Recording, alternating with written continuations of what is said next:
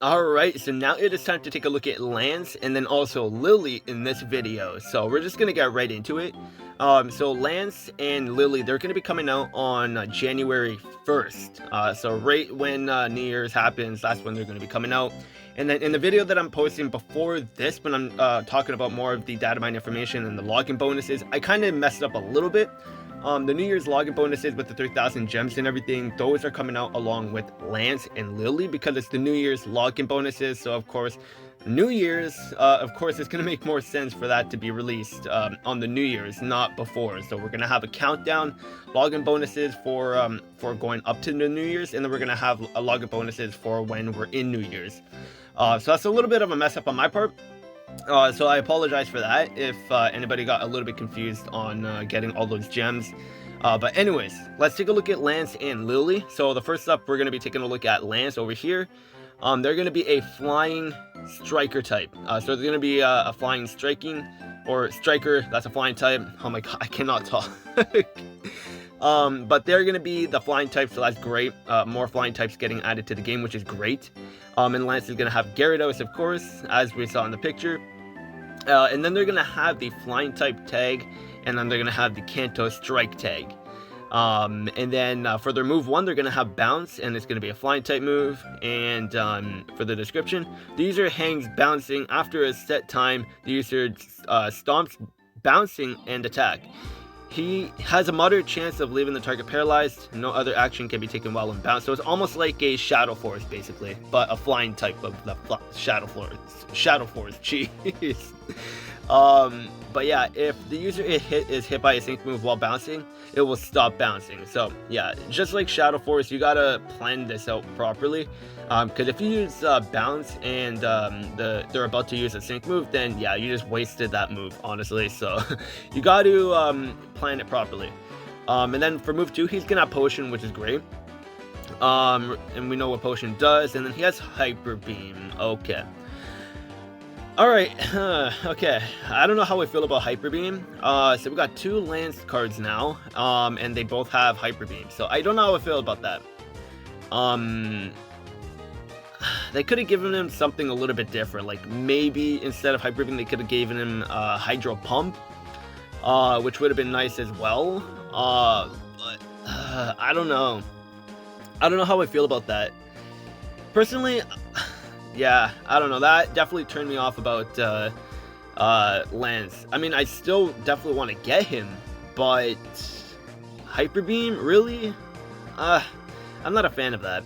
Anyways, for move 4, he has Superior Might, and it's his training move. Charges up the user's move gauge by 3, raises the user's attack, special attack, and accuracy. The user takes damage equal to 33% of his remaining HP, so that's why he has Potion. It makes complete sense now. Okay. Yeah, alright. So far, I'm not liking this. I'm not liking how this guy is built already. I'm not much of a fan of that. He's almost like a hybrid. He's like almost like a Palkia. And then of his older card with Dragonite. So it's almost like a mix of those two, because Palkia does lower his HP by a certain percentage as well when you use the trainer move. So it's almost like that. And then with Hyper Beam, it's like a mix of like the Dragonite and Lance, and then with Cyrus and Palkia. And then you have like combining both of those, I guess, gives you Lance and Gyarados. So cool, I guess. Oh, I'm not much of a fan of that, honestly. Anyways, at level 130, they're gonna have 605 HP. Physical attack, they're gonna have 347. Physical defense, 130. Special attack, 370. Special defense, 151. And speed, 212. So they're actually a very slow Pokemon too, which is gonna suck. So for the passive, they have Flying Shift, so the Hyper Beam is gonna become a flying type move. Passive 2, he has Power Flux 5, which is actually not bad. So the fuller the move gauge, the more this powers that move, so we know what that does already though. And then he has Adrenaline 1, reduces the sync move countdown by 1 when a sync move is used for the first time. So yeah, his passive isn't that great. The only thing that like really stands out the most is Power Flux 5. Having Power Flux 5 on his passive is great, because then on his lucky skill you can get Power Flux 3, and then you could have that to a total of Power Flux 8, and then the amount of damage that you're going to do when you have a fuller move gauge is going to be really high, so that's not bad. but the other two, they're okay. They're okay.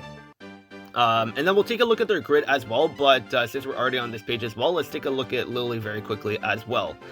So Lillie is going to be a support type. She's going to be a bug type, though. A bug supporter, which is going to be nice, because we do need more of those as well. So she's going to have a bug support tag, and then the Alola support tag. And then for move 1, she's going to have Leech Life, and restores a bit of the user's HP based on the amount of damage dealt to the target. And then she has Dire Hit All for move 2, which is actually really good. I really like that when supports have that. And then for move 3, Alola Lang Sign. Alola Lang Sign. Okay. Cool. Odd name, but at the same time, I kind of like that. Blocks status conditions from affecting the allied field of play. Sharply raises the evasiveness of all allied sync pairs. So that's actually really, really good. So that's going to help Pokemon like Rotom, for example, where Rotom, every time Rotom gets hit, the evasiveness gets increased. So then already having an evasiveness from Lillie, if you were to pair them up together, this is going to be great. But overall, this kind of trainer move is going to help strikers big time, because then it gives them a chance to dodge and survive more hits. And then for move 4, she has move gauge boost, which is nice, increases the user's move gauge by 3. So that's good. Anytime a support has move gauge boost, makes them good automatically. So yeah, that's pretty good.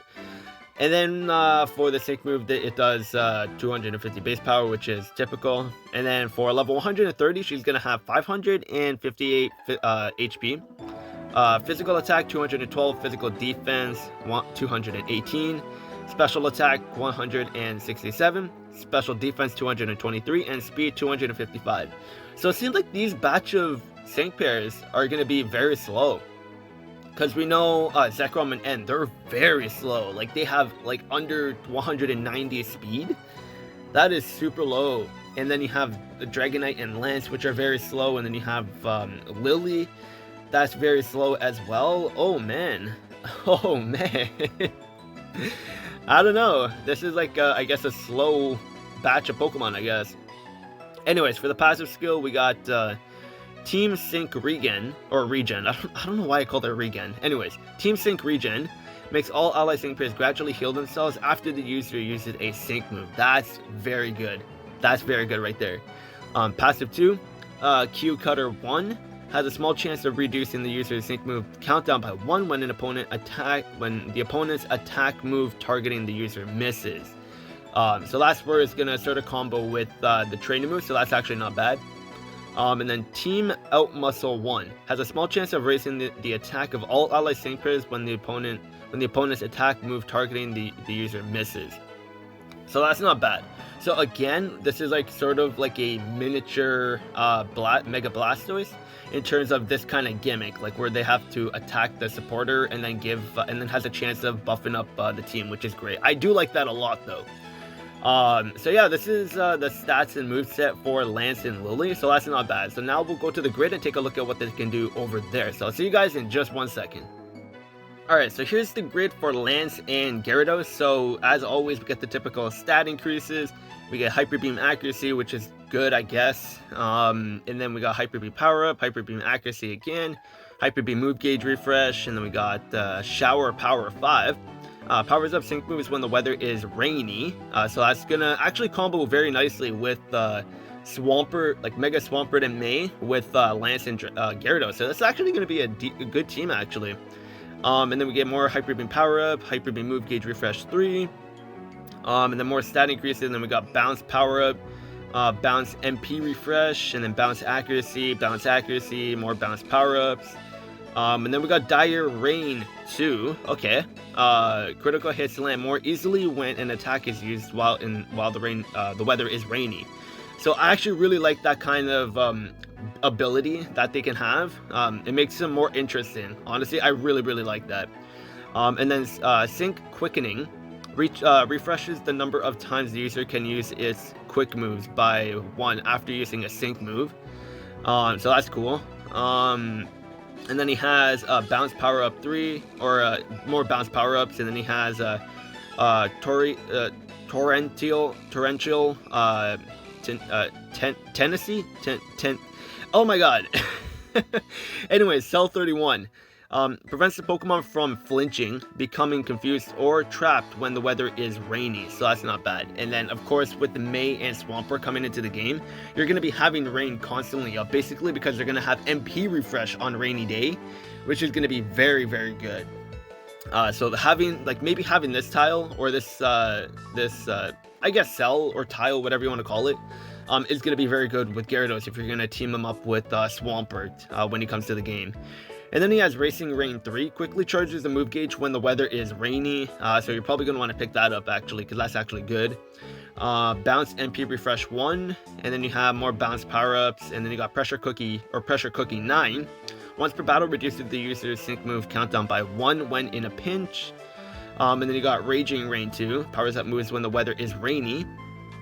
And then you got Superior Might MP Refresh, and then you got Hyper Beam power-ups, Hyper Beam Paralysis Synergy, Hyper Beam's power move, Hyper Beam powers up moves when the target is paralyzed. Okay, I don't know why I struggled on that so much, but I don't know, but they're trying to make Hyper Beam very, very good, but there's other Hyper Beam users in the game that are probably better, but with the multipliers that he's getting in rain as well, he might actually be a stronger version of Dragonite and Lance, but we'll have to see in game.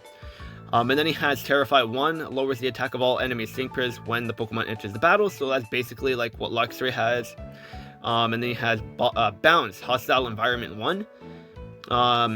Refreshing Rain 1 restores the Pokemon's HP whenever it takes an action when the weather is rainy, so that's actually good too. I like it when strikers have this kind of ability, or a tile on the grid wherever like they're in some kind of weather condition or any kind of situation where they could recover a bit of HP. That automatically makes the striker better as well, because anytime a striker could heal HP, it's just so beneficial, because then they're able to not tank, but they're able to take more hits, allowing them to do more damage in battle and survive longer as well. And then he has Carry On 1, raises the user's attack each time another Pokemon on the field of play faints. And then he has the Sync Move power-up. So overall, honestly, I think his grid is decent. It's not the best, but like it's decent for what he has to offer.